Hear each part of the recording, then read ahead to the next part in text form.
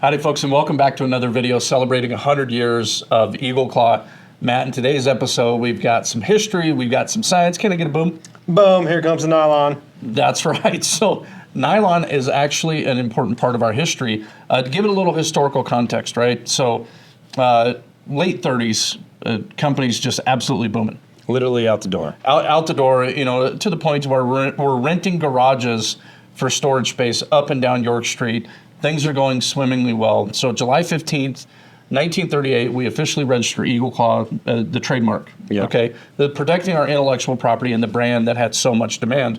But with that demand, we needed supplies. Yeah. You know, and one of the things that, you know, we sold leaders at the time, and of course, we had snelled hooks and snelled flies. Yeah. So line was actually super, super important to us.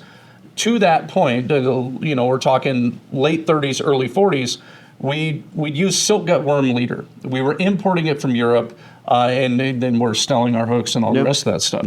So I don't have to tell you guys, late 30s, early 40s, very tumultuous time in world history. Yeah. And that supply was harder and harder to get. Absolutely. So Andrew D. McGill has shown us a couple things thus far.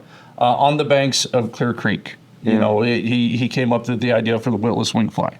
On the banks of the Colorado River, he came up with the idea to alter a fish hook, forever changing fishing history. In 1940, he saw a DuPont nylon toothbrush. And it changed fishing line. So he was impressed by the flexibility and the strength of the nylon-made toothbrush, and immediately got to work working with the DuPont company, creating fishing line. Okay, nylon fishing line. You know, we would buy the raw materials from DuPont. We would bring them in-house. You know, we would do everything that we had to do to get them ready for market.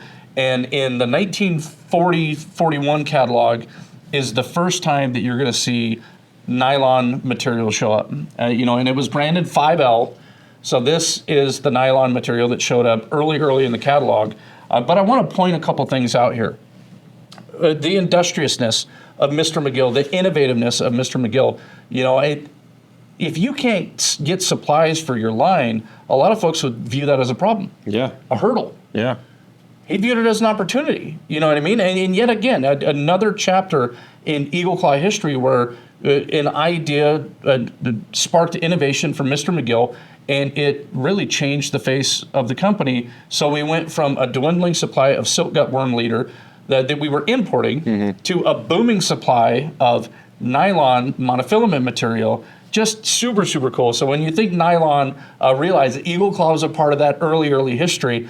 And with all these videos, right, we want to tell a bit of our history, and then we want to learn more about your history. Matt, tell them how they can reach out to us and possibly be featured in one of these videos. Use your social media platforms. On Facebook, tag Eagle Claw Fishing. Better yet, use the hashtag #MyEagleClawStory on Instagram. And just to add a little bit of clarity, My Eagle Claw Story doesn't have to just be about your grandparents or your aunt, your uncle, somebody like that. It can be about you, and it doesn't have to be this huge monumental thing. It doesn't have to be that you know your cousin caught a world record. If you caught your first fish on laser sharp hooks and you want to tell the story, we want to tell it too, because you are a part of our history and a part of our future, and we want to feature you. So like Matt said, reach out, and until next time, go catch fish on American-made fish hooks.